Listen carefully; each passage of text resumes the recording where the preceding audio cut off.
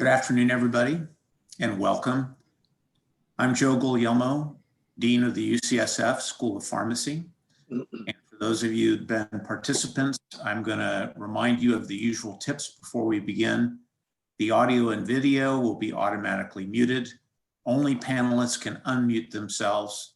The chat function is disabled, so for the participants, if you have questions, please use the Q&A at the bottom of the Zoom. We'll hold all questions to the end, and as always, any outstanding questions will be answered via email or if anonymous at the next town hall. So just want to spend a couple of minutes. First, I want to remind everybody of a couple of very important upcoming town halls, as well as the Chancellor's upcoming State of the University address. The first town hall will be tomorrow. This is the second town hall meeting, which focuses on UCSF's anti-racism initiative. It will be again Friday, October 16th, tomorrow at noon, and will be taking place via Zoom. This forum will address racism's impact on staff particularly, and this includes efforts to expand recruitment, to increase advancements opportunities, achieve equity, and improve the lived experience at UCSF. The next one will take place the following Friday, October the 23rd.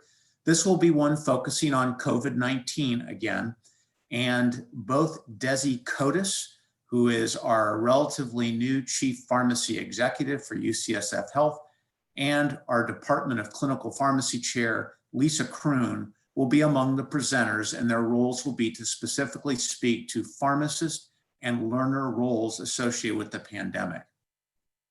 And then the following Friday will be the State of the University address with Chancellor Sam Hawgood, again, Friday, October 30th, and that will also be at noon. He'll talk about UCSF leadership during this pandemic, response to racial injustice, and addressing our immediate challenges and realization of long-term goals. Separately, I wanted to immediately address a memo that was sent from the UC Office of the President today, and it specifically requested that each campus achieve a minimum of 5 curtailment days, so these are days off not being paid, in fiscal year 2020-2021. The memo from the president reminded us that we already observe a certain number of these curtailment days per year, particularly around the winter holidays. But the bottom line is they're considering a new system-wide program to achieve additional operational and salary savings. The president stated no final decisions have been made and that they're seeking feedback from their UC constituency. I want to remind everybody listening today or watching that UCSF has already provided feedback on how this campus would address shortfalls, and that was all the way up to 10 and 15% shortfalls. I'll remind you that the School of Pharmacy already provided its plans to the Chancellor. This did not include furloughs or curtailment days. And I want you to know the first that the campus heard of this was Tuesday. The Chancellor's executive team have evidently addressed it last Tuesday evening, but the school has heard nothing at all. So I just want to let everybody know, at least as dean, I am going under the, I'm assuming that in fact, our plan that's already been submitted to the Chancellor is the one we will stick with, and we will have autonomy over any shortfall in funding. I want to now move into the real focus of today with a couple of quotes. Some of you know that we ask for reflections about the coursework from our students, and I thought I would pick 2 of them in particularly. One is one that should not surprise anybody. It's short. It says, without being physically on campus and not with classmates and colleagues, it's hard to feel like I'm actually a member of the university. A second one, a little bit longer, a little more hopeful, and I'll quote, hope relies on the individual, We can remind others that the sun is shining behind the clouds and the storm will eventually clear, but believing what we can't see comes from within. Knowing that others are braving these dark periods with us helps reminding us that we're not alone. And when someone finds a clearing or spot of light, they share their revitalized hope with others by reaching out, sending a quick reminder that we are still together, that they are here for us, that the sun still exists. I appreciate everyone in our cohort. I miss you all. Thank you for helping me keep my hopes alive. So these are from our first and second year students. This brings me to the topical program today. And that special focus really is, it focuses on community. And the specific focus today, we want those that are participating today to have a good feel for the history of our community, as well as what it is today, what it'll be in the future. To that end, I'm going to hand this over to Grant Birmingham, the school's editorial director, who will introduce today's guest. I will note to the participants, considering the nature of this town hall, we may allow for the discussion to continue past the half hour, depending upon the number of submitted questions. Grant. Thanks, Joe. Yeah, if anyone has any questions either about the school or the university or for Bob Day, feel free to post them. I think a lot of us are aware of at least some of the rich history of the School of Pharmacy, going back to the creation of the PharmD and the innovation of clinical pharmacy all the way up to our newest curriculum. But there's also another history, which is people who struggled together through earthquakes, through world wars, through the AIDS epidemic, and also people who engaged in interdepartmental fights in university politics. I think most of us would agree we're living through historic times. And so today we are very lucky to have alumnus Bob Day, who's the school's foremost storyteller. He wouldn't let me say historian. Bob served as a faculty member for 5 decades and is active in the Alumni Association. When he edited the alumni newsletter, he started reaching out to different classes, all the living alumni, to get their remembrances of what it was like to go to the school. And so as a result, he's got a very rich history of this place, which he's going to share with us today. Bob, thank you for joining us today. Thank you. It's nice being here. Hello to all the people that know me, former students, faculty, and those maybe that I've not yet met. It really is very nice to be here. Thank you for inviting me. So some people may know that Parnassus wasn't the first location of our school, but when I was reading over your histories, I was kind of amazed at how the school ended up with Parnassus. Well, first of all, Parnassus is actually our 4th campus. When we were opened in 1871, we actually had rooms we had rented from the Toland School of Medicine. We did that for 3 years. Those were very small facilities and we needed to move out almost immediately, which is the reason why we have moved over the years. So our second move was to the Academy of Sciences, in the California Academy of Sciences, and we were there for a short time. And then we moved after we'd been there about, I guess, 3 or 4 years. We then got together enough money to construct our own School of Pharmacy building, which we did in downtown San Francisco on 113 Fulton Street. If you would like to visit that site, you can, but you can't visit the building, obviously. It was destroyed during the 1906 earthquake, which I guess we'll talk a little bit about today. But you can visit the site by going down to the City Hall of San Francisco, walking up the steps and stopping about 5 feet inside. And you will at that point be standing directly over where the School of Pharmacy building was constructed in 1883. The City of San Francisco bought the property after the earthquake because we had already vacated then to move to our latest facility, which was then on Parnassus. And that was, as you are well aware, something that started at around 1881 or 82, with the university the university at large looking around for space to house its schools of pharmacy, medicine, dentistry, and at that time, law. Uh, Law never quite made it to join us on the hill there. So they were looking around, and there were various sites found, about 7 of them in total, and the alumni were invited to visit those sites. I don't really know whether they proved to be satisfactory or unsatisfactory, but somebody came up with an offer I think the university could not refuse, and that was, how about I donate to you the Sutro Forest? Now, the Sutro Forest was owned by Mayor Adolf Sutro. At that time, it had been planted for an entirely different reason, and that was to serve as a source of timber for the growing city of San Francisco. Adolf Sutro was the entrepreneur, and he said, I've got this fast-growing timber, and I can construct stuff with it. Well, it turns out he learned too late into the game, after planting that entire forest, which you know today, that the timber in the forest was not suitable for construction. It smelled bad. It also was a brittle wood. So he had a white elephant on his hands. And that's fortunate because the university could use a white elephant, and it did at that time, accept the gift of the property of Sutro Forest. So we got it because of a failed entrepreneurial scheme, which actually, if you think about it, is quite funny. Well, maybe not funny to him, but I think it's funny. And so tell me about this claim that we used to make that we were the first school west of the Mississippi. That was a claim we had made from the very beginning. We were the 12th school of pharmacy established in the United States, and we were, at that time, we thought, the very first school of pharmacy established west of the Mississippi River.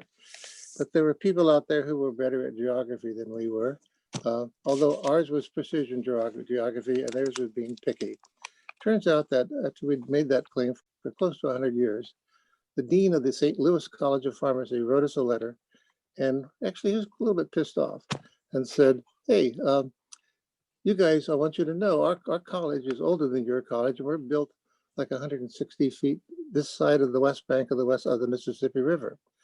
So we changed it just to, I think, because, and for accuracy purposes, to a much greater, I think, much greater discounted sound of not the first college of pharmacy west of the Mississippi, but the first college of pharmacy in the West, which was true. So as I mentioned in my intro, we're living through historic, interesting times. And when I read over your histories, I was kind of amazed at how much the history of the school was the history of the historic and interesting times of the city. And I know you got to correspond with some of the students who were going to school when the 1906 earthquake hit. Why don't you tell us a little bit about that? Yeah, I was really lucky because I was assigned the newsletter and I needed to fill it. And frankly, I had no idea how to be an editor, what to fill a newsletter with. And so I began to think about the things that interested me. And the things that interested me were the history of the School of Pharmacy. I'd read parts of it, I'd been given sections of its history, but they were incomplete and not really terribly fulfilling. And none of them had come from students. So I dug into the archives and discovered that we had an address list. And this address list had on it a few people from the class of 1905, if you can believe it. This was in 1976. And then more people all the way up to about the class of 1920, but not a very large list. So I said, okay, let's find out about what's going on. I wrote to them. 2 of them wrote back, and they were actually survivors of the 1906 earthquake. They were, one of them was the class of 1905, Reuben Vaughn. He liked to be called Doc. Graduated in 1905 and practiced in San Francisco until he decided he wanted some adventure. So he wanted to go to the Philippines and wanted to be a government pharmacist. And he had to take an examination. So on the night of April I think it was 14th of 1906, he was in a barracks in Vallejo, having taken the examination when the earthquake struck. Basically, what it did was shook him out of his bed, shook books down on him, made the building sway, he said, like a serpent, like a drunken serpent. And he eventually vacated the building, went out, got breakfast, and then learned that San Francisco was in flames and they needed volunteers, which he volunteered for. And he headed toward San Francisco on a destroyer. On the other hand, we had Charles N. Bouchard, a graduate of the class of 1906. He hadn't graduated yet. He also was awakened by the earthquake. He looked around his room, books were shaken down, things were askew, but he was a native San Franciscan, and he was really quite aware of the antics, the seismic antics of the Bay Area. So he figured, oh, what the hell, and he went back to sleep. He woke up later on and made ready to go to school, pulled up the shades of the room he was boarding in at the time, and saw for the first time what the earthquake had done to the surroundings. Basically, off in the distance, he could see the steel skeleton of the city hall building. It had been covered by bricks, and those were all shaken down. And it was only then that he realized the magnitude of the earthquake. He made ready to get out and go to school, not realizing that there would be no school from that point forward in terms of classes. The school was intact, but classes had been canceled. So he had already attended his last day at the university. When I was working in a pharmacy, Charles Bichard was an old pharmacist working behind the counter with me, and he used to tell me stories of the earthquake, which I loved and delighted in. One of them was that he was describing the fire, and he said, but it wasn't the fire. It wasn't, I mean, the earthquake, but it wasn't the earthquake, it was the fire. And the fire would not have spread so far if it hadn't been, and this is a man who was very mild, pounded on the table and said, those darn dynamiters. It turns out that the National Guard had been authorized to use explosives to basically blow fire paths through some of the buildings along Van Ness Avenue. Those people that did that, evidently, most of them were not experienced with handling explosives. And rather than blowing them away from the fire, they actually blew them across Van Ness Avenue, and the fire was able to progress on its westward march. As far as Bichard was concerned, the city would not have burned so radically had it not been, as you are well aware, about 2/3 of the city burned, had it not been for those, as he called them, darn dynamiters. Well, it turns out that Doc was one of the darn dynamiters. He had worked in the mines in Montana, and when somebody came around and said, I need somebody to help us blow up some buildings, he basically volunteered for it. And it turns out he was one of the good dynamiters, because if you read the escapades published in the Chronicle of the time, San Francisco Chronicle, the fire was stopped at certain portions along the Van Ness Avenue. It did not progress further. And later, at lower parts and across Mission is where the trouble was caused by the dynamiters. So I always thought about that. In history, we had two of our graduates. One of them hated the other one, in a sense, not personally, but for what he did, and the other one being truly innocent of that. And it would have been fun to get them in the same room and have them have at each other. But at that time, unfortunately, Charles and Bichard had been dead for about 10 years. And Doc only had about another 10 or so years left himself. He was, at that time, 91 years old.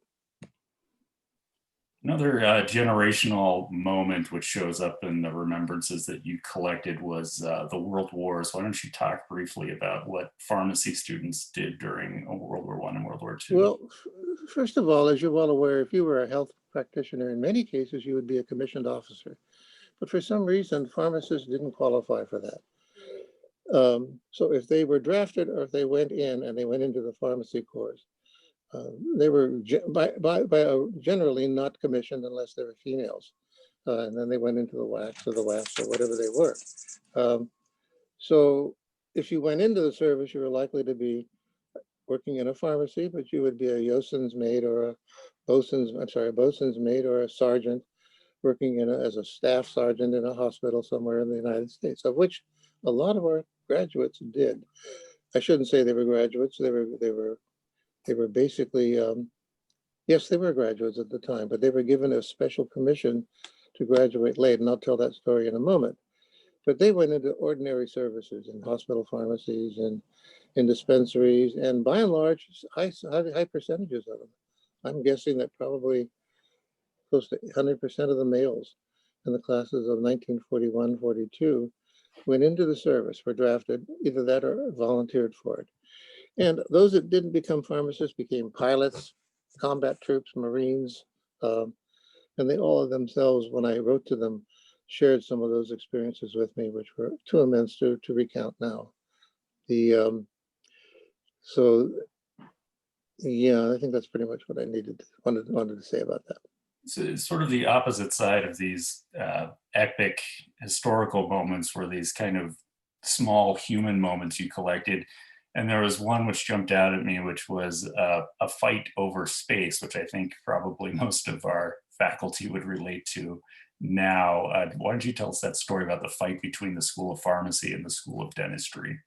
I will grab, but first of all, I want to put a little bit more polish on that previous statement. Sure. During World War II, our students were going to be graduated, but the school came to an agreement with the draft officers and the federal government that if they provided an accelerated curriculum, could those students stay in school and actually graduate, get their degree? And the Department of Defense agreed, or the War Department at that time agreed to it. And so you will find out that in 1942, we had two classes graduating, and they called them the class of June and the class of October. So we were able, that was the only time in our history that we ever graduated, that we ever accelerated the curriculum and graduated students early. Now, with respect to the, I'm sorry, what was your question? Yeah, I was wondering about the space fight. Although I didn't realize that That is, we had two classes graduate in 42, just like we will in 21. yeah, yeah. Yeah, if you could tell us the Okay. story about the School of Dentistry and the School of Pharmacy having the Oh, fight. you're telling the whole story. My God, let's see here. Yeah. It turns out, I'm going to start it really in 1909. I'll start the story in 1909. The dean is out in the garden of the School of Pharmacy building. It no longer exists. As you know, there were three buildings constructed on the Parnassus Ledge, and one of them was School of Pharmacy, Dentistry, a shared building, and then medicine. And then I don't remember what the third one was, but anyway, he was out in the pharmacy garden and checking out the faucets and discovered, my God, a water hose had been tapped from the School of Pharmacy garden, and it was watering the dentistry, the garden in the School of Dentistry, which so it was sufficient for him to come back to the school, report it to the Board of Trustees.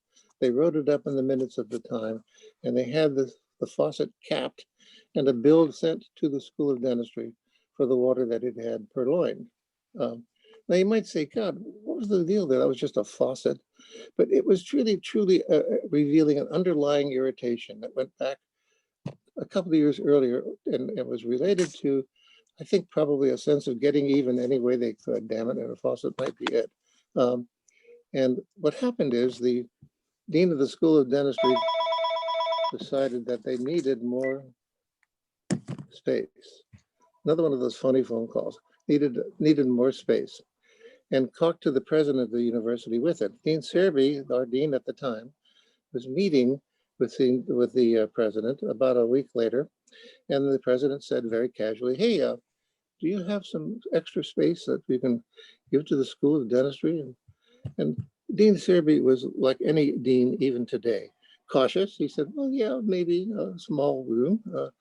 And so the president of the university, Benjamin I. Wheeler, said, okay, I'm going to send an inspection team over, including the dean of the School of Dentistry at the time, I.S. Milbury. These are all famous names within the university, the Milbury Union being that one, to come to the school, and he would escort them on a tour and show them the space that was available. Serby later reported, I did show them a few small rooms, but they were not satisfied with them. It was apparent that they were after art, and he said in capital letters, lecture hall. There was a major lecture hall, probably one of several the School of Pharmacy had, that the School of Dentistry wanted. And it was a very useful, obviously, lecture hall to the school. But it was also part of their possessions in terms of when they decided to affiliate with the university. That hall didn't exist, but they had property, and that was transferred over to the university at that time. So they thought that it was their building to control, anyway, their offices, their lab, their lecture hall to control any way they wanted to. But they were wrong. The president of the university basically said, nice, nice, nice, and then wrote a letter a couple of days later saying, we've decided to turn the hall over to the School of Dentistry. And as you agreed, he said, which of course, Serby immediately responded, I didn't agree to anything So, and your basic plan is to destroy our lecture hall. But the point is that he lost. School of Dentistry won.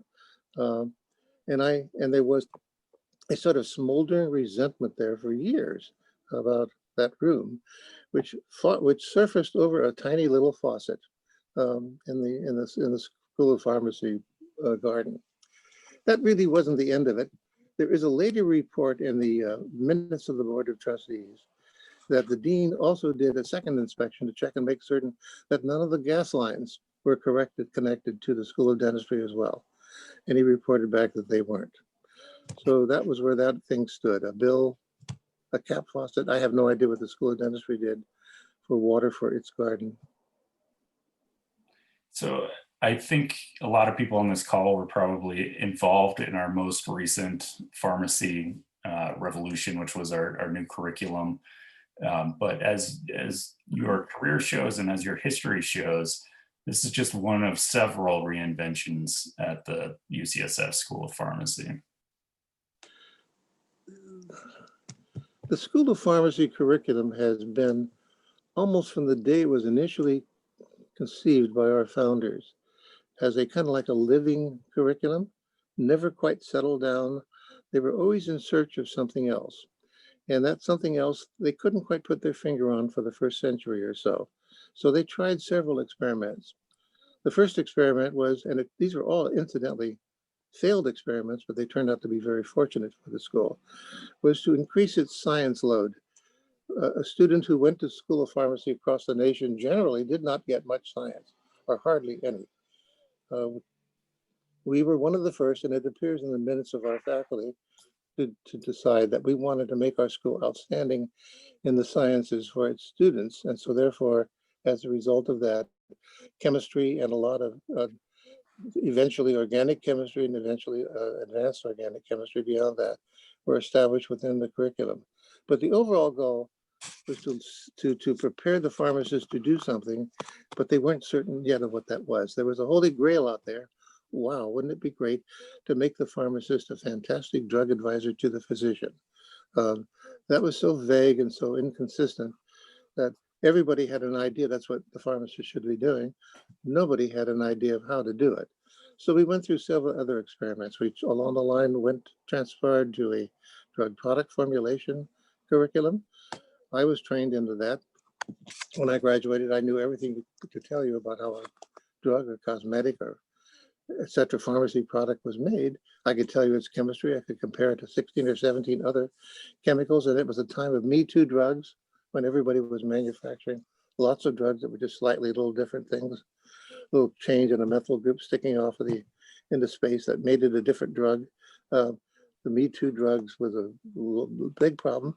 And the school at that time predicted the future of the pharmacist was to serve as an advisor, again, to physicians on the basis of the fact, hey, this new drug is not really a new drug much. It's just a little teeny improvement. It doesn't change anything. It changes the absorption rate, but that's about it, nothing. But that one turned out to be a dead end in a sense as well. And then Jerry Goyen attended a meeting back east, and I guess it was in 1961, thereabouts, and he came back depressed. And he said, Jerry, I was at that time associate dean, assistant dean, and he said he was depressed. And the reason he was depressed was he had just attended a major health conference, and no pharmacists had been invited to be a participant in the panels to talk about the future of healthcare. And there were pharmacists in the audience, but they had coattailed it. They'd heard about it. Jerry had been one of those, and he came back really depressed about that. And he said, we've got to do something about that. And as it turns out, what happened is he and a group of the other members of the faculty got together and sort of plotted something that was going on in the school of in the nursing unit on the 9th floor of the medical science building at UCSF. And basically that experiment was to throw out nursing practice as they knew it and to sort of reinvent it anew. And that provided Jerry with basically the battlefield, or if you will, the experimental ground he needed to test out a new role model for pharmacists, which was that as a drug therapist. But first of all, we had to learn what went on in drug therapy. We didn't know that. We hadn't been trained that. I was trained in pharmacology. I could tell you everything about it. I could tell you how the drug was packaged, how it was made, but I couldn't tell you much about which drug you should use if you had to pick one in any given set of situations. And the secret to that was understanding what went on in the diagnostic area. And that's what we tried to learn and did learn from the first crew that we sent off into that hospital. Young pioneers, each was of Joe Hirschman, Bob Miller. Oh God, I'm gonna be unhappy I left their name out. There were 4 of them. And they were our pioneers who basically went in, found out what it was that pharmacists could do. So that's when the curriculum moved toward the clinical pharmacy area. I have to tell you that for each of these changes, we had the full cooperation of all faculty. It was never, ever a controversial area. When somebody said, we've got to go this way, if they received an explanation as to why, we did. And so clinical pharmacy was warmly embraced even by the basic sciences. And that would be strange if you told that story to schools of pharmacy elsewhere, because they were highly competitive departments. The science departments are highly competitive for their budgets. They held on to them as tight as they could. And clinical pharmacy required a whole new expenditure that they weren't sure they wanted to support. And so most people across the nation will tell you that their PharmD switch from the BS to the PharmD was a battle. Ours was not. It was a concerted effort, and the faculty voted it in the clinical pharmacy career. They first of all voted in the PharmD degree about 10 years earlier, and then in 1966 or some they were thereabouts, voted in unanimously the clinical pharmacy curriculum, and thus we established for the very first time in pharmacy education the notion that the pharmacist should be a clinician, and it was basically, in a sense, earth-shaking, although a lot of people told us we were wrong. You'd never work anywhere but at UCSF. So that's the 4 evolutions we went through. I can't talk about the most recent one because, frankly, I have not been a part of it. I've been off in the land of retirement. Well, you deserve it. I'll just mention briefly for everyone who's watching it, we are going to go a little bit long. So if you want to jump off, we're going to be posting the full video tomorrow. Another question for you, Bob. You mentioned working for Jerry Goyen. He was not only our dean, but also the first pharmacist to occupy the position of United States Commissioner of Food and Drugs. And I understand you were privy to some of the background politics on that move. Probably not so much the background politics, but the background events. You have to understand, you don't have to understand, but at the time Jerry was appointed FDA commissioner, in a very real sense, the entire world of science was in turmoil. We had decided to put a man on the moon, and by then but it had changed everything immensely, including research, including medical care. Just everything was changed on the basis of the monies that were made available to put a guy on the moon and back by whatever it was the year and so on. So Jerry was a part of a new wave of people that said, let's relook at the profession of pharmacy and let's relook at what it is we've been doing.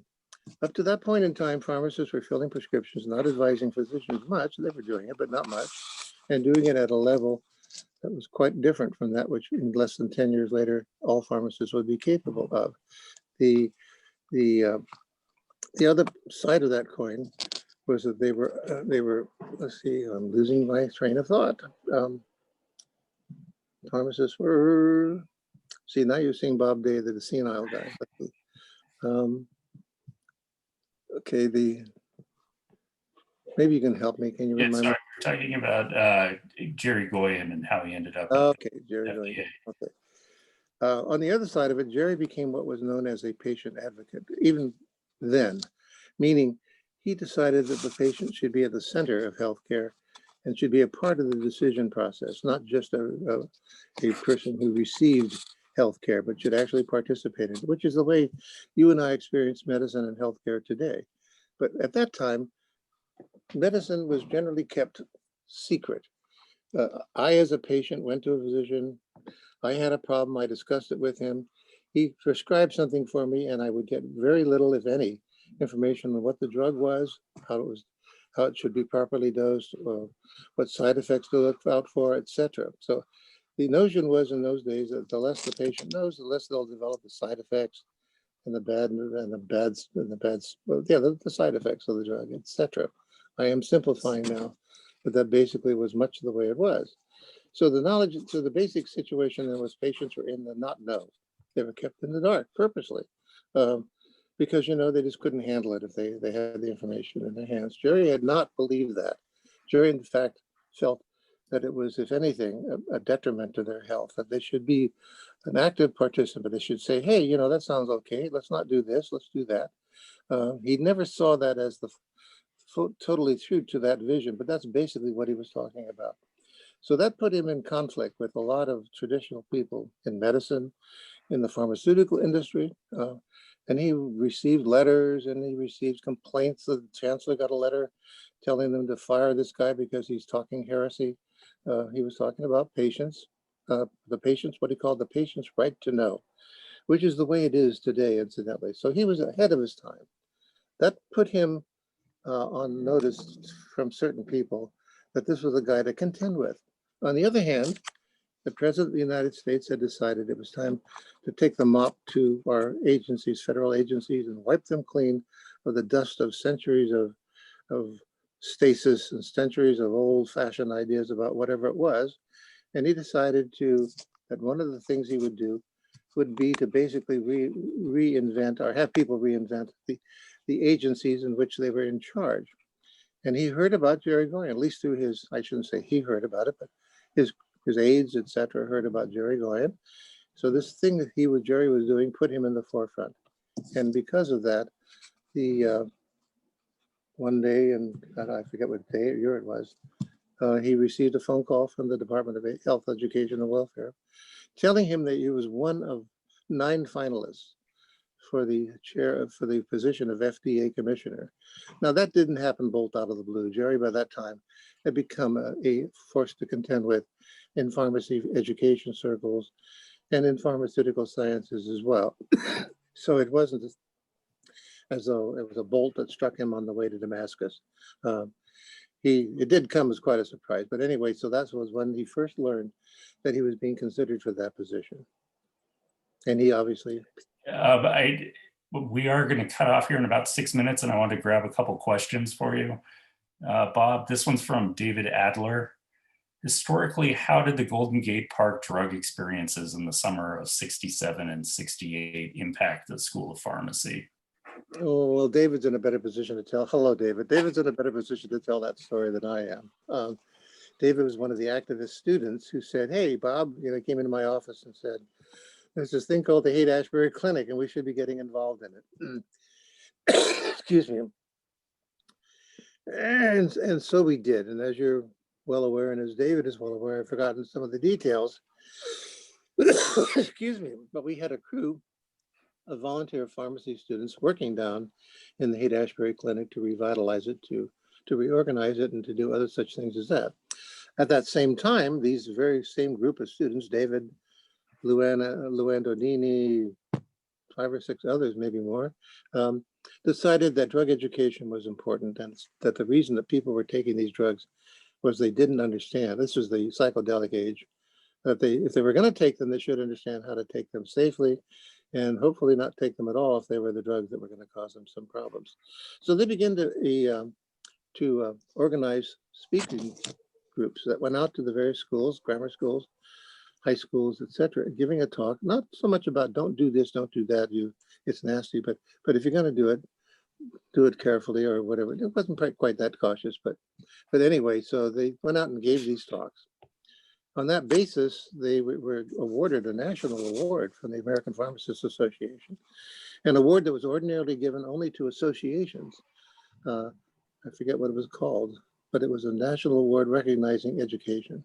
I think it was called the PEAC, Pharmacy Education Award, because they not only went out and gave these educational lectures, they created videotapes and distributed them to various people that were in charge of educating students.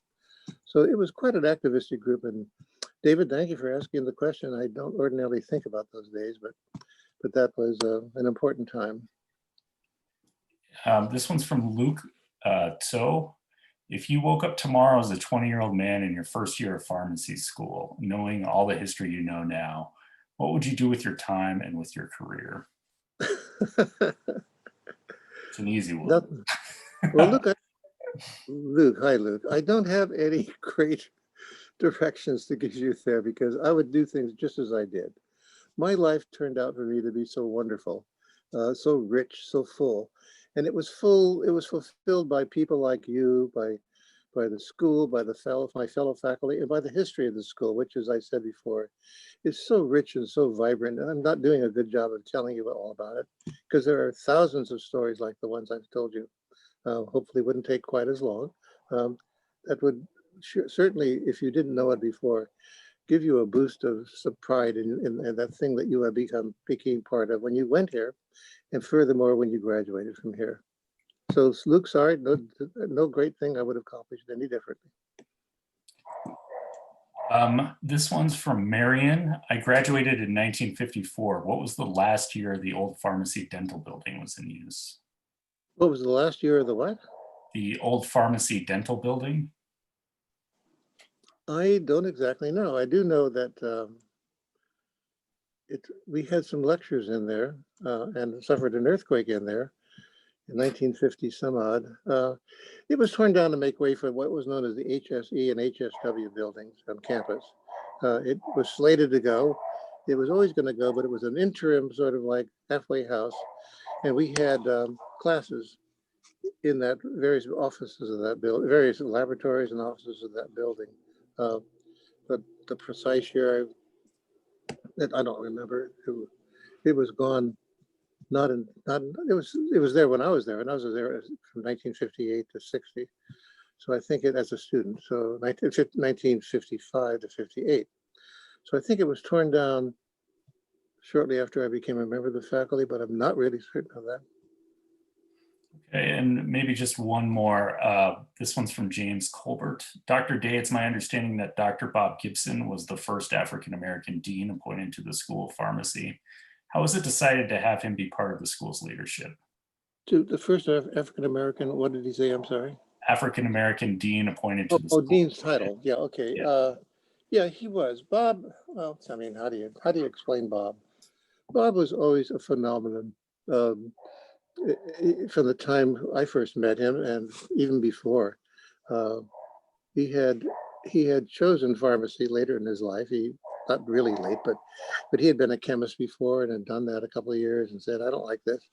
Met with Dean Troy C. Daniels at that time, and they said, hey, how about coming to the School of Pharmacy? Because he was a hospital pharmacist at that time, because he had graduated from, he came to our school and graduated, but it was the PharmD degree that lured him back even further. So as I recall, Bob was appointed as Assistant Dean for Student Affairs by Jerry Goyen in the early 1960s.